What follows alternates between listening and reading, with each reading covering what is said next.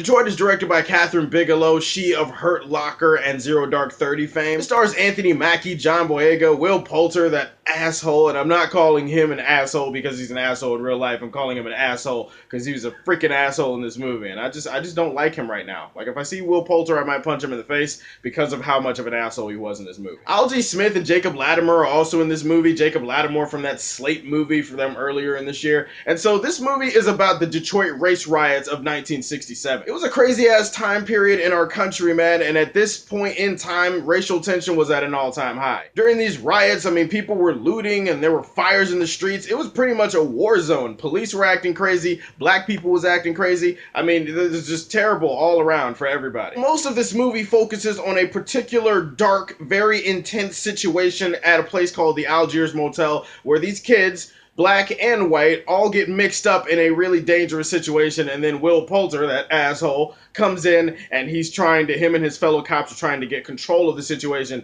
and they don't. They make it even worse, and it's oh, I was holding my breath for a lot of that part. This movie affected me, man. Like, this movie got under my skin. This movie unnerved me. This movie made me feel uncomfortable. And this movie made me angry. It made me feel a lot of different things when I walked out of the theater. But you know what this movie also did? This movie also made me think about it constantly. Like, I went to work last night, and all I could think about was this movie and how pissed off this movie made me. Well, that's a testament to the filmmaking on display. That's a testament to the director and Katherine Bigelow, because she created a movie that is so real and so brutal and so gritty and so realistic that she can't help but walk out of the theater feeling something about what's going on in this movie. And it's a movie that is not only hard-hitting and very harrowing and almost horrifying at different points when you see the kind of shit that people were doing and the kind of shit that people were living through during that time. I love the filmmaking on display here. I mean, she shoots it with kind of like a Paul Greengrass, gritty-ass, like, handheld camera type of style, and, you know, some people may not like that because it makes it come off as like a documentary type of feel. Me personally, I liked it. It made it seem more real, and it made me feel like I was actually there. This movie was so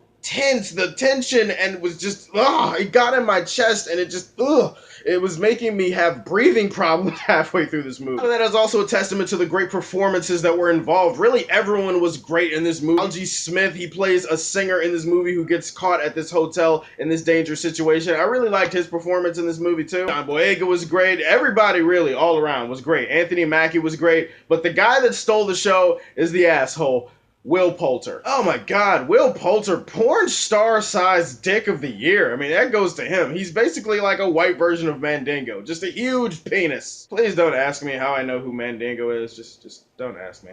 I did not like Will Poulter in this movie. He was disgusting, he was vile, he was sick, he was a bastard. I don't like him, and that's a testament to how great his performance is. Like, out of all the great performances that this movie has, that's the one that probably will be and should be singled out for Oscar bait. Everything from the sound editing to the cinematography is on point, as it usually is for a Katherine Bigelow movie. And if you think that the title Detroit is gonna touch on the race riots and stuff like that, I mean, the riots are important, but they're kind of like the background of the movie. Most of the movie is actually about this very specific thing that happens at the Algiers Hotel. This very intense situation. Horrifying, and it's frightening, and you really do feel that the entire movie. There's a creative editing choice at the beginning of the film that I thought was kind of weird. Not an editing choice, more like a creative director choice, where she decides to tell some of the backstory surrounding the race riots in kind of like an animated type of way. It just didn't really fit with the movie, I don't feel like. Like, it just felt like one of those, hey, well, let's just be different and put this animated backstory thing here.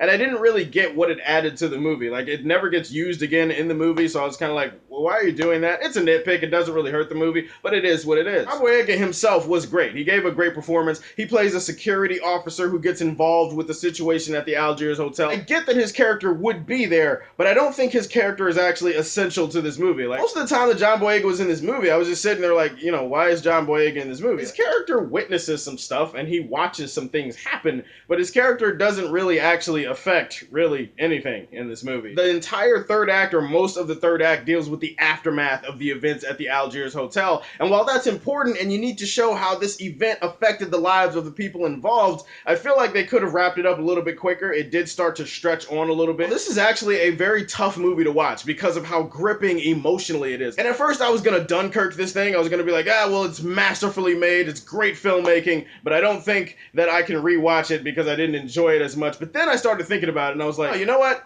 I have to rewatch this. Not only I want to I have to rewatch this because that's how important this movie is to me. That's how much this movie affected me. That's how personal a chord this movie struck with me. And so I'm gonna have to push this movie to where I think it belongs. Detroit was absolutely Superman Prime material. Guys, that's my review for Detroit. Have you seen it? What did you think about it? Are you going to see it this weekend? Let me know what your plans are. Please do not be afraid to hit that subscribe button and hit the notifications button so that you can always hear when your boy has something new up on the channel. If you like what you see, tell me how you feel, and stay tuned to hear more from the Man of Steel. Peace!